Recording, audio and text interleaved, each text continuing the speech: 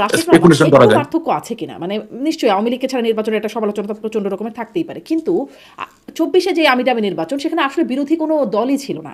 জাতীয় পার্টি মোটামুটি আওয়ামী লীগের মতো করেই নির্বাচন করত, তাদের কথা না মতো শুনেন, নির্বাচন করত। কিন্তু এখন কিন্তু জামাতকে একটা শক্তিশালী অবস্থানে দেখা যাচ্ছে, শক্ত বিরোধিতা শুনেন, দেখা যাচ্ছে। না আমার মনে হয় না, একটু ডিফারেন্ট ব্যাপারটা। আমি আপনাকে প্রথম কথা বলি। প্রথম কথা, এই নির্বাচন থেকে আওয়ামী লীগের বিরাট বড় শিক্ষা নেওয়ার ব্যাপার আছে। আপনি জাতীয় পার্টির মতো একটা পলিটিক্যালি ডিবেটের মানে ভিতরে থাকা একদম বিতর্কিত একটা সত্তাকে যেভাবে ব্যবহার করেছেন এবং তারা যেভাবে সুযোগ সুবিধা নিয়েছে, হ্যাঁ, আজকে দেখেন সেই জাতীয় পার্টি আওয়ামী লীগের 15 বছর মধু খেয়েছে, সবভাবে খেয়েছে। আজকে তারা ওই নির্বাচনে অংশগ্রহণ করছে। একবারও কি তারা বলছে যে আমি আওয়ামী লীগ ছাড়া এই নির্বাচনে যাব না? তার মানে এখান থেকে আওয়ামী লীগের শিক্ষা নেওয়ার ব্যাপার আছে। তা বলছে না, এক, তবে আওয়ামী লীগকে নির্বাচনে আচ্ছা, অংশগ্রহণ করতে দেওয়া উচিত, তারা এটা বলছে। না সেটা তো একটু বলতেই হবে, তাছাড়া তার মূল্য থাকে না। কিন্তু তখনই বুঝতাম বাপের বেটা, হ্যাঁ, যদি যার ক্যাবিনেটে মন্ত্রী ছিলেন, আপনার দলের চেয়ারম্যান হোসেন মোহাম্মদ এরশাদ সাহেব মন্ত্রী পদমর্যাদায় বিশেষ দূতের দায়িত্ব পালন করেছেন, আপনি জিএম কাদের জাতীয় পার্টির চেয়ারম্যান, আপনি নিজে পূর্ণ টার্ম ফুল মিনিস্টার ছিলেন, আপনার দলের আরো অনেকে মন্ত্রী ছিলেন, আপনার দলের প্রত্যেক মহাসচিব আজ অবধি প্রত্যেকে আওয়ামী লীগের সময় কোনো না কোনো ভাবে এমপি হয়েছেন। কিভাবে হয়েছেন সে জায়গায় যেতে চাই না, সেটা বাদ দিলাম, বাট হয়েছেন তো, বেনিফিশিয়ারি সাম অর দি আদার। তো সেই জায়গায় আপনার অবস্থানটা কি থাকা উচিত ছিল, যে ওকে, আওয়ামী লীগের যদি কোনো লোকের প্রতি সুনির্দিষ্ট অভিযোগ থাকে, তার কোনো ব্যক্তির প্রতি সুনির্দিষ্ট কোনো অভিযোগ যদি প্রমাণিত হয়ে যেয়ে থাকে, তারা নির্বাচন করবেন না। কিন্তু আওয়ামী লীগের মতো জনমানুষের একটা দল, বঙ্গবন্ধুর দল, স্বাধীনতার দল, সেই দল নির্বাচন করে না, আর আপনি 15 বছর তার সাথে ছায়ার মতো চললেন, আজকে আপনি তার জন্য একটা প্রতিবাদ করতে পারেন না। খুবই নির্লিপ্ত চিত্তে বলছেন আওয়ামী লীগ নির্বাচন করলে ভালো হয় বা আওয়ামী লীগের নির্বাচন করা উচিত। এটা আর যাই হোক, আপনি আমাকে যাই বলেন, একজন আওয়ামী লীগের কর্মী হিসেবে I don't accept this at all. এবং আমরা তো যথেষ্ট গভীরের মানুষ, অনেক খবর আমরা রাখি। জাতীয় পার্টি মন্ত্রী থাকুক বা না থাকুক, কি কি সুবিধা নিয়েছে, কোথা থেকে কি পেয়েছে, এভরিথিং ইনশাল্লাহ আই নো। আমি এগুলো এখন সামনে আনতে চাই না। আমি শুধু চাই আওয়ামী লীগের যারা নেতাকর্মী আছেন, লক্ষ কোটির নেতাকর্মী, তারা এখান থেকে শিক্ষা গ্রহণ করুক। আর খোদার ফজলে আওয়ামী লীগের নীতি নির্ধারক যারা মনে করেছিলেন যে জাতীয় পার্টিকে দিয়ে আদৌ কোনো পারপাস সার্ভ হবে, তারাও একটু শিক্ষা গ্রহণ করুক যে এই জাতীয় পার্টি হচ্ছে একটা ফুটবলের মতো গোল জিনিস, ওরে আপনি যেদিকে লাথি মারবেন সেই দিকে চলবে, তার নিজের কোনো চরিত্রের ব্যাপার নাই। সেটা শেখ হাসিনার একটা ফোনালাপ, মানে লিক হওয়া ফোনালাপে শুনছিলাম যে না ওই ফোনালাপ অন্য জাতীয় জিনিস। Party dead issue. মানে জাতীয় পার্টি কিন্তু দেখেছি কখনো বিএনপির সাথেও জোট করেছে, কখনো আওয়ামী লীগের সাথে। যাই হোক, জাতীয় পার্টিকে আলোচনায় না নিয়ে শুনেন, আমি বলি, একটু আওয়ামী লীগের অবস্থা আপনি, নিয়েও জানতে না চাই। একটু আপা, একটু আপনি যে ফোনালাপের কথা বলছেন, সেখানে আওয়ামী লীগের সভানেত্রী হিসেবে জাতীয় পার্টির কোনো সাংগঠনিক ভিত্তি নাই, এই ব্যাপারটাই তার কথা ইঙ্গিত বহন করে।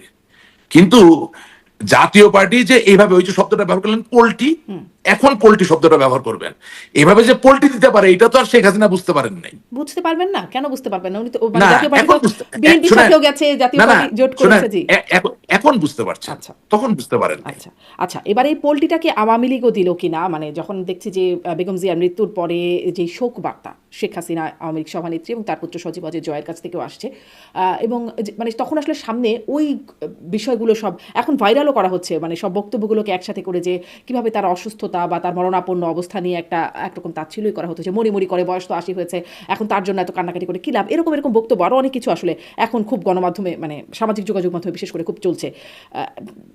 এটাও কি একরকম মানে অবস্থানের পরিবর্তন, যদি ভালোভাবে বলি, আর নেতিবাচকভাবে বললে? না না, অবশ্যই না, অবশ্যই না। কোন জাতীয় নেতার মৃত্যুতে আরেকজন জাতীয় নেতার শোক জানাবেন, এখানে ওই আপনি যে শব্দ ব্যবহার করার চেষ্টা করছেন বা যা খুঁজে পাওয়ার চেষ্টা করছেন, এটা খুঁজে পাওয়ার কোনো সুযোগ নাই। বরঞ্চ আমি মনে করি যদি উনি বেগম খালেদা জিয়ার প্রতি শোক জানান এবং সেখানে যদি সংহতির কিছু খুঁজে পান, বা সেখানে ঐক্যের জন্য যদি এতটুকু ছিটাফুটা খুঁজে পাওয়া যায় যে ঠিক আছে, কিছু কিছু ঘটনা কিছু কিছু ক্ষেত্রে মানুষ কাছাকাছি আসতে পারে, সেটা কাছাকাছি আসতে দেওয়াই উচিত। কারণ আর যাই হোক, আজকে তো বলতে দ্বিধার কিছু নাই, আওয়ামী লীগ বঙ্গবন্ধুর দল, স্বাধীনতার দল, তাই না? ঠিক একইভাবে মেজর জেনারেল জিয়াউর রহমান বিএনপির প্রতিষ্ঠাতা, তিনি তো বীরুত্তম ছিলেন, বঙ্গবন্ধু তাকে বীরুত্তম দিয়েছেন এবং তিনি স্বাধীনতা যুদ্ধ করেছেন।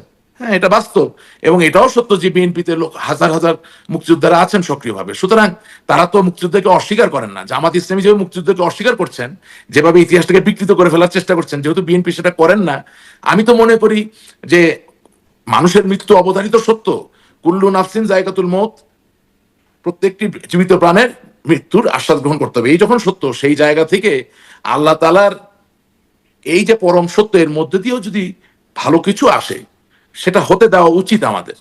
সেটাকে সন্দেহের জায়গায় নেওয়াটা ঠিক হবে না। কারণ আমি যদি আপনাকে উল্টা প্রশ্ন করি যে আমার নেতৃত্বে একদিন মৃত্যুবরণ করবেন, তিনি মৃত্যুবরণ করলে কি জনাব তারেক জিয়া শোক জানাবেন না? আমি বিশ্বাস করি জানাবেন। আপনি কি মনে করেন না যে বেগম খালেদা জিয়া মৃত্যুবরণ করার আগে যদি আল্লাহ তাকে হায়াত দারাজ করুক, উনি যদি মারা যেতেন, তাহলে তার জন্য কি বেগম খালেদা জিয়া শোক জানাতেন না? জানাতেন। সুতরাং সবকিছুকে নিয়ে রাজনীতি ছাঁচে ফেলার কোনো প্রয়োজন আছে বলে আমি জানি না, প্রয়োজন আছে বলে আমার মনে হয় না। আর তার থেকে বড় কথা কি, এখন তো ভাইরালের যুগ। সব আপনি বলেছেন সঠিক না, এটা ঠিক, যতটুক খারাপ বলেছেন সেটা কোনোদিন হারাবে না, বারবার ঘুরে আসবে। এখন সেটা তো যিনি বলেছেন তাকে সেই রেসপন্সিবিলিটি নিতে হবে। মানে আপনিও বলেছেন এর আগেও একদিন কথা আমিও হচ্ছিল। বলেছি, আমি এখনই বলতে চাচ্ছিলাম যে আমি নিজেও বলেছি। যেটি হ্যাঁ, আমি নিজেও বলেছি। হ্যাঁ, আমি এমন সব কথা বলেছি যেগুলো হয়তোবা আমি যদি ভবিষ্যৎ দেখতে পারতাম বলতাম না। আমি যেসব কথা বলেছি আমি হয়তোবা যদি বুঝতাম যে এর মাঝে তঞ্চকতা আছে, এর মাঝে প্রতারণা আছে, এর ভিতর অসততা আছে, কপটতা আছে, আমি বলতাম না। অবশ্যই আমি বলতাম না। মানে আমি শুধু এর মধ্যে আপনাকে তঞ্চকতা, কপটতা আছে, অসততা আছে, কেন বুঝবেন না সেটা? সেটি শোনেন, ওই দিনের শেষে আমি খুবই সুবিচারে বিশ্বাসী একজন মানুষ, এবং আমি কঠিন ভাবে থমাস জেফারসন একটা কথা বিশ্বাস করি যে অন্যের উপরে অন্যায় সংগঠিত হলে ওটাকে যদি আমি আমার নিজের উপর সংগঠিত হয়েছে বলে মনে না করি, তাহলে আমার পক্ষে এই সমাজ কোনোদিন ঠিক করা সম্ভব নয়। আপনার এই অনুষ্ঠানে আমি বহুদিন বলেছি, যুদ্ধাপরাধ, সন্ত্রাস, জঙ্গিবাদের কথা বলে গত 15 বছরের আওয়ামী লীগের শাসন আমলে যেভাবে লক্ষ লক্ষ মানুষের নামে মামলা হয়েছে, সেই মামলা নিষ্পত্তি না করে তাদেরকে 17 বছর 15 বছর ধরে ঝুলিয়ে রাখা হয়েছে। সুতরাং আমি যদি জানতাম যে এটাই হবে, যে আমার দলের আইন কৌশলী যারা, ওনারা আমাকে ক্ষমা করবেন কিন্তু সত্য আমাকে বলতে হবে, যে তারা জামিন বাণিজ্য করবেন, তারা মামলা বাণিজ্য করবেন, তারা শুনেন, একটা গাড়িতে আগুন দিতে কি 300 লোক লাগে? আপনি 300 লোক দিয়ে মামলা করছেন কেন? আজকে এখন আপনার নামে 300 লোক দিয়ে মামলা হচ্ছে, আমার নামে যতগুলো মামলা, প্রত্যেক জায়গায় 300 জন 400 জন করে আসামি।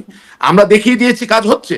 তো ঘটনা হচ্ছে যে অনেক ব্যাপারে অনেক কথা হয়তো আমি বলতাম যদি আমি বুঝতে পারতাম যে তখন সেখানে ফ্যাক্ট এটা ছিল যখন আপনি বলছিলেন, তখন কিন্তু ইতিমধ্যে এই ফ্যাক্টগুলো চলছিল যে না, 300 জনের নামে মামলা, একটা এই গাড়ি করে ফ্যাক্টগুলা, মামলা। হ্যাঁ এই ফ্যাক্টগুলো যেমন ছিল, এখন আপনাকে দায়িত্ব নিয়ে বলছি যে আমার যে ইউটিউব চ্যানেল আছে রাশেক রহমান নামে, সেখানে 2500-এর মতো আমার টক শো এবং লাইভ বক্তৃতা সব রাখা আছে, ওখানে গিয়ে দেখবেন আমি এই কথা বারবার বলছিলাম যে আইনমন্ত্রী আনিসুল হক সাহেবের উচিত বাংলাদেশের 64 জেলার প্রধান সরকারি আইন কৌশলী যারা আছেন তাদেরকে ডেকে বলা যে আমাকে হাল নাগাদ করে হিসাব দাও যে কয়টা মামলার বিচার কার্য সম্পন্ন হয়েছে, কয়টার জামিন বাতিল হয়েছে বা কয়টার জামিন এখন আছে। এই চাপটা দিলে কি হতো, আজকে যেসব লোকরা প্রতিশোধ নিচ্ছে আমাদের উপরে, তাদের একটা বিরাট বড় অংশই প্রতিশোধ নিত না। এটাই বাস্তবতা, এটাই রিয়ালিটি। এবং আমি আপনাকে বলি, অন রেকর্ড আপনার প্রোগ্রামে আমি বলছি যে আমি তো আপনার জুলাই মাসের 16 তারিখ থেকে আমি দেশের বাইরে, আমি আমার ব্যক্তিগত কাজে দেশের বাইরে গিয়েছিলাম, আমি আসতে পারিনি, রাইট? অথচ আজকে 19টা হত্যা মামলার আমি আসামি, এবং প্রত্যেকটা মামলায় 300-400 জন করে আসামি। এখন প্রশ্ন হচ্ছে, যেই মামলার 1 নাম্বার আসামি সাবেক প্রধানমন্ত্রী বঙ্গবন্ধু কন্যা জননেত্রী শেখ হাসিনা, সেই মামলার আমি কিভাবে 5 নাম্বার আসামি হই বা 6 নাম্বার আসামি হই? বাংলাদেশের প্রধানমন্ত্রী যদি হত্যা করার নির্দেশ সত্যি দেয়, তাহলে সেখানে আর কোন রাশেকের জায়গা আছে, আর প্রয়োজন আছে বলেন? তো এইসব কপটতা, প্রতারণা, বাটপারি বলেন, যাই বলেন, চলছে, মামলা বাণিজ্য চলছে। এবং এই মামলা বাণিজ্যের কারণেই আজকে আমাদের শত শত লক্ষ লক্ষ নেতা কর্মীরা তারা তাদের ভয়েস এক্সপ্রেস করতে পারছেন না।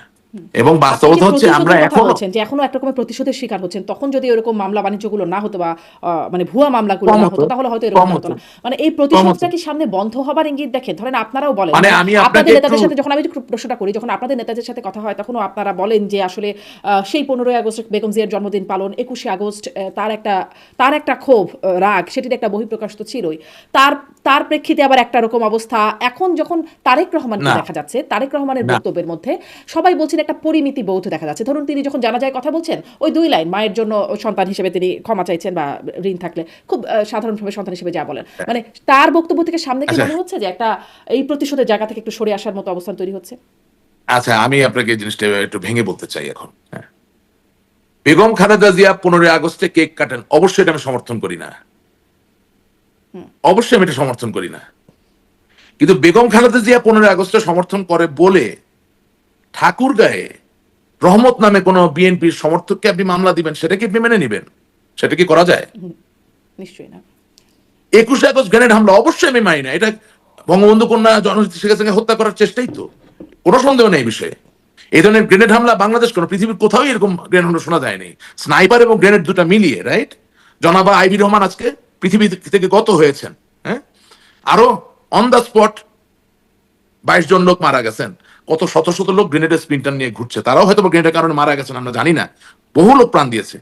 অবশ্যই জনাব তারেক রহমান 21 আগস্টের গ্রেনেড হামলা যতটুকু দায়, সেই দায়ের বিচারের যে জায়গা, সেটা অবশ্যই যেই সরকার ছিল, আছে, থাকবে, তাদের দায়িত্ব।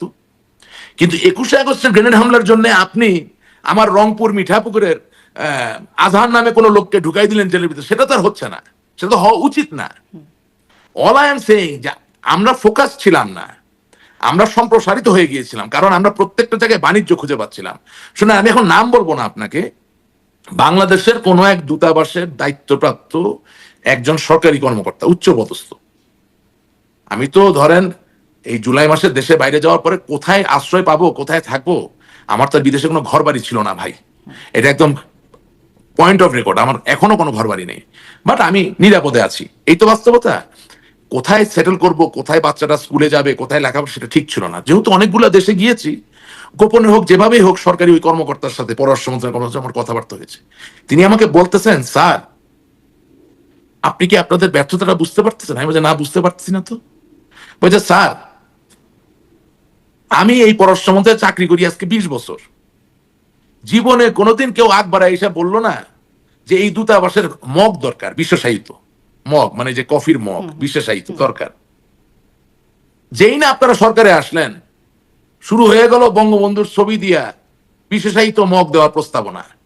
এখন স্যার আমার সচিব মহোদয়ের ঘাড়ে কয়টা মাথা আছে যে কোনো একজন ওদেরকে কি বলে, যারা এইসব ফ্র্যাঞ্চাইজ আইটেম বানায়, মানে এই ধরনের সাপ্লায়ার যদি প্রস্তাব দেয় যে বঙ্গবন্ধুর ছবি দিয়ে, বঙ্গবন্ধুর শতবার্ষিকী দিয়ে আমি বিশেষায়িত মগ দিতে চাই, হ্যাঁ, ইন্ডিয়ার দূতাবাস, থাইল্যান্ডের দূতাবাস, বুলগেরিয়ার দূতাবাস। কিন্তু স্যার উনি কি বঙ্গবন্ধুকে ভালোবেসে মগে ছবিটা দিতে চাচ্ছেন, নাকি উনি বুঝতে পারছেন যে এই প্রস্তাব দিলে উনি ব্যবসাটা পাবেনি এবং 50 টাকার মগটাকে উনি 300 টাকায় বিক্রি করতে পারবেন? এই যে একটা কথা, এই মগ থেকে আপনি এটাকে বড় জায়গায় নিয়ে যান, সব জায়গায় এটাই হয়েছে। এবং আমার ভয় যে জনাব তারেক জিয়া এই যে আমি দামি নির্বাচনে জিতবেন, বাংলাদেশের প্রধানমন্ত্রী হবেন, উনিও কি এই বিশেষায়িত ব্যবসা বাণিজ্যের হাত থেকে নিজেকে রক্ষা করতে পারবেন? প্রতিটা কঠিন সময়কে সম্মুখীন হতে গেলে, মানে মুখোমুখি হতে গেলে একটা টিম লাগে। আমাদের দলের টিম কি? এখন যে আমাদের এত বড় সংকট, আপনি যদি কাউকে জিজ্ঞাসা করেন এক কথায়, প্লিজ ডিসক্রাইব, ধরেন মার্কিন একজন সিনেটর জিজ্ঞেস করলো আওয়ামী লীগের কোনো বড় নেতাকে যে ভাই আপনাদের একটা টিমের নাম বলেন যারা এই সংকটকে মোকাবেলা করবে, আমরা কোনো নাম বলতে পারবো? করিছে পরিছে খাইছে এই বলা ছাড়া আর কোনো লোক আমাদের আছে বলেন? ঠিক একইভাবে যদি বিএনপিকে আপনি এখন নিবিড় ভাবে জিজ্ঞাসা করেন যে আগামী দিনের এই আধুনিক বাংলাদেশকে যদি এগিয়ে নিতে হয়, আপনাদের টিমটা কোথায়? এই তো নির্বাচন তার কয়েকদিন পরে। বলছেন যে I have a plan, No, sure. Maybe he has a plan. I'm not going to debate with that. There is nothing wrong in